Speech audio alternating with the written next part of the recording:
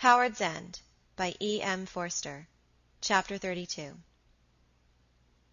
She was looking at plans one day in the following spring—they had finally decided to go down into Sussex and build—when Mrs. Charles Wilcox was announced. "Have you heard the news?" Dolly cried, as soon as she entered the room. "Charles is so he is sure you know about it, or rather that you don't know." "Why, Dolly," said Margaret, placidly kissing her, "here's a surprise. How are the boys and the baby?" Boys and the baby were well, and in describing a great row that there had been at Hilton Tennis Club, Dolly forgot her news. The wrong people had tried to get in. The rector, as representing the older inhabitants, had said; Charles had said; the tax collector had said; Charles had regretted not saying, and she closed the description with, "But lucky you, with 4 courts of your own at Midhurst." "It will be very jolly," replied Margaret. "Are those the plans? Does it matter me seeing them?" "Of course not." "Charles has never seen the plans." "They have only just arrived. Here's the ground floor. No, that's rather difficult. Try the elevation. We are to have a good many gables and a picturesque skyline." "What makes it smell so funny?" said Dolly, after a moment's inspection. She was incapable of understanding plans or maps. "I suppose the paper." "And which way up is it?" "Just the ordinary way up. That's the skyline, and the part that smells strongest is the sky." "Well, ask me another. Margaret, what was I going to say? How's Helen?" "Quite well." "Is she never coming back to England? Everyone thinks it's awfully odd she doesn't." "So it is," said Margaret, trying to conceal her vexation. She was getting rather sore on this point. "Helen is odd, awfully. She has now been away 8 months." "But hasn't she any address?" "A poste restante somewhere in Bavaria is her address. Do write her a line. I will look it up for you." "No, don't bother. That's 8 months she has been away, surely." "Exactly. She left just after Evie's wedding. It would be 8 months."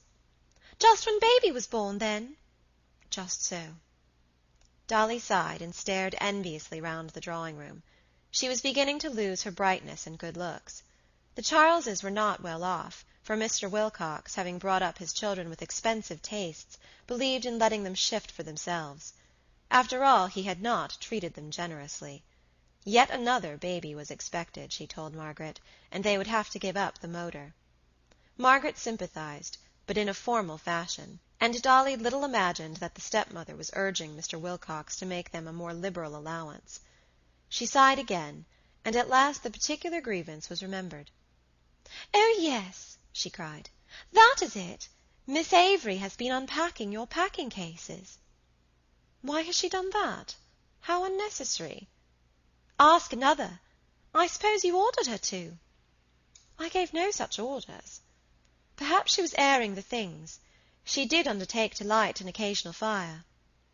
"It was far more than an air," said Dolly solemnly. "The floor sounds covered with books. Charles sent me to know what is to be done, for he feels certain you don't know." "Books?" cried Margaret, moved by the holy word. "Dolly, are you serious? Has she been touching our books?" "Hasn't she, though? What used to be the hall's full of them. Charles thought for certain you knew of it." "I am very much obliged to you, Dolly. What can have come over Miss Avery? I must go down about it at once. Some of the books are my brother's and quite valuable. She had no right to open any of the cases." "I say she's dotty. She was the one that never got married, you know. Oh, I say, perhaps she thinks your books are wedding presents to herself. Old maids are taken that way sometimes. Miss Avery hates us all like poison ever since her frightful dust-up with Evie." "I hadn't heard of that," said Margaret. A visit from Dolly had its compensations. "Didn't you know she gave Evie a present last August, and Evie returned it, and then, oh, goloshes! You never read such a letter as Miss Avery wrote." "But it was wrong of Evie to return it. It wasn't like her to do such a heartless thing." "But the present was so expensive." "Why does that make any difference, Dolly?" "Still, when it costs over £5, I didn't see it, but it was a lovely enamel pendant from a Bond Street shop.